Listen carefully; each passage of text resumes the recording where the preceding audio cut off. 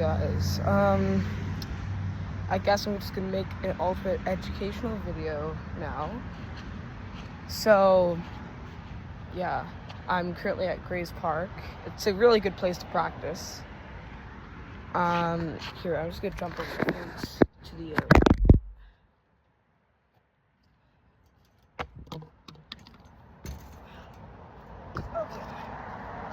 Okay.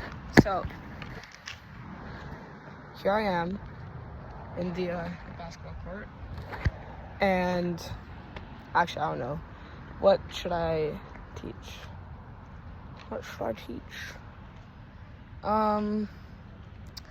I guess I'll teach. I honestly, just to start off, I'm just gonna start simple with the backhand. So, I just have a disc here. It's a little bit lighter than it should be if I'm like trying to more accurately practice, because this is only like 126 grams, I think.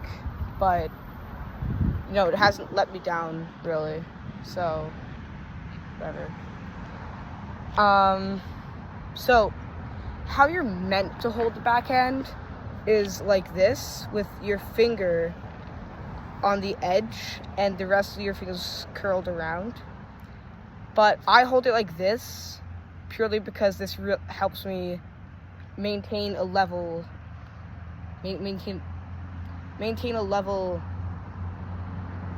thing.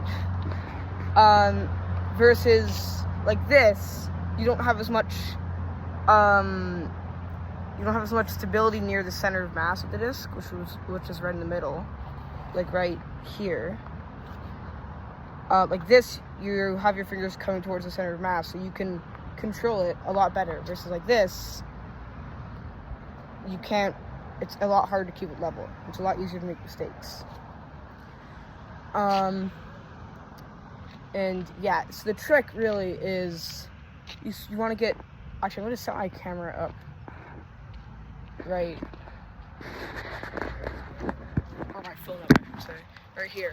The trick is that you want to get a really good flick at the end, like that. Really good flick. Because otherwise, you won't get enough spinning, and the air won't be able to come off the sides as well, and the disc will, in aeronautics terms, the disc will stall, meaning the disc just can't produce enough lift, and gravity will push it down to the ground. So, I don't know how. I guess I just have to throw the disc at the camera. That's the only way I'll be able to properly record a throwing motion. This is my first throw of the day, so it may not be good.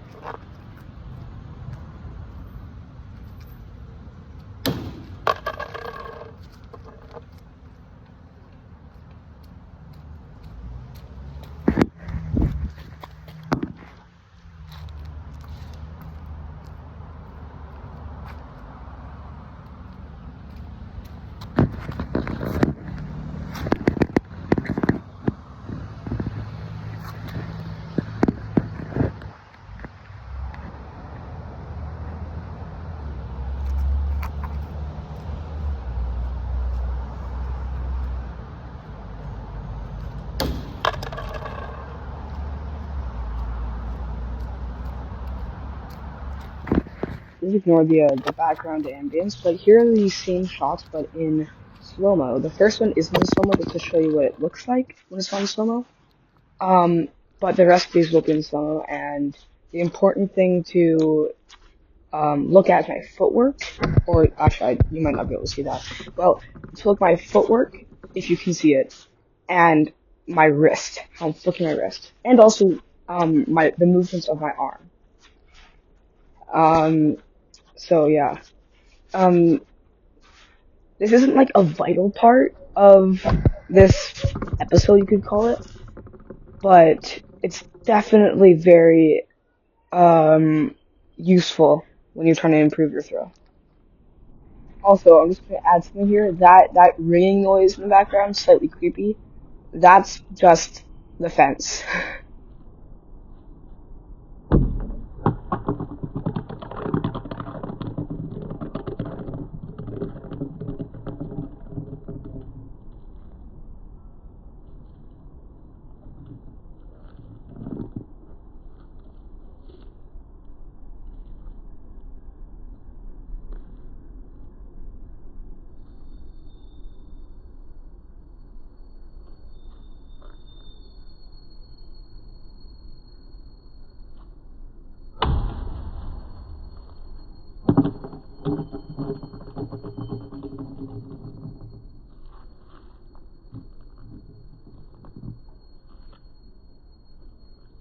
Another trick for throwing a backhand is my forehead. No, that's my forehead is not the trick. Another trick for throwing backhand is that if it's a windy day, you're going to want to throw it low. So the lower you are, the less wind there is to try to knock your disc off course. And this can be done using an air bounce, but I don't recommend learning that so early because you can risk messing up your throwing technique. Because the air bounce, you're supposed to flick it up a little bit at the end of it to get it to pitch it up, but that's something you're going to want to learn after you've mastered the forehand. Wait, no, backhand.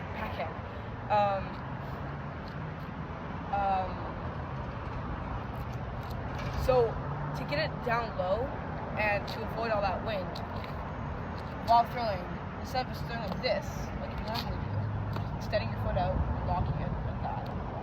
Well, not like that. You're gonna want to bend it, but you know what I mean, right? Instead of that, you're gonna want to let your knee loose a little bit to get down here. And let's say I'm guarding you, the camera. Like stall 1, stall 2, stall 3. This pocket are both wide open, especially if you go down here. Also, sure that you could say that they can move their leg to block it, but do you really think that their instincts are going to tell them to put their shin in front of a disc? No. It can happen though, but it normally doesn't, and they just normally don't think that fast. So you kind of want to go down like this and kind of snap it underneath them, right? I wish I had like a, you know those hockey goalie things that go over nets? I wish I had one of those to show you how it worked, but I don't. That's kind of the technique. And a lot of people at this age don't do that, so it's going to be a really nice trick. Though, the best tip I can possibly give you by far is to remember you have time. You don't have to instantly throw the disc. Like, I'm not saying you shouldn't instantly throw the disc, because there are times where you should. But if you have no wide open targets and you don't feel 100% sure about a throw, you don't have to do the throw, because it's not like in football where you have like as low as 3 steamboats to, or I don't know what it is. I don't play football. Well, I do. Okay, whatever. Point is that you have a lot more time in alternate frisbee than you do in football. Also, alternate frisbee is a lot more calm of a game because you don't have to constantly be running. So you just take your time with the throw, because it's better to make an accurate throw than to, like, it's probably better to run out of time and just panic throw than to just chuck it hoping that someone will catch it. or chuck it with, like, you're like 10% sure that it'll actually hit the target, because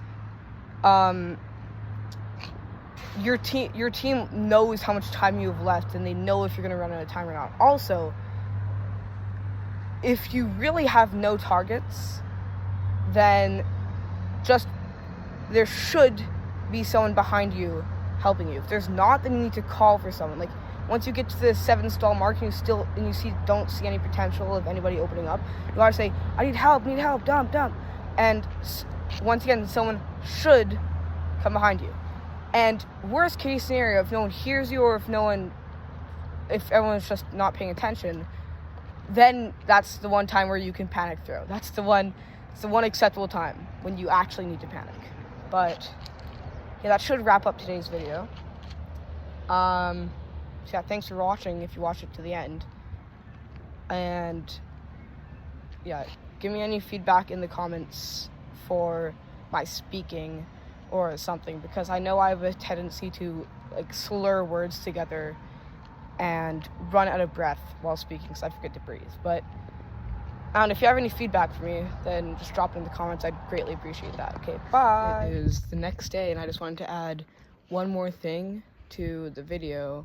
Also, it's sunny, so I was just gonna go down to the park and play Ultimate. But the thing I wanted to say was, well, just honestly, just thanks for watching. Yeah, tell me if you want more of this. Well, I'm just gonna see if I even get any more views from this, but whatever. And also tell me if you found this helpful. Okay, see ya, bye.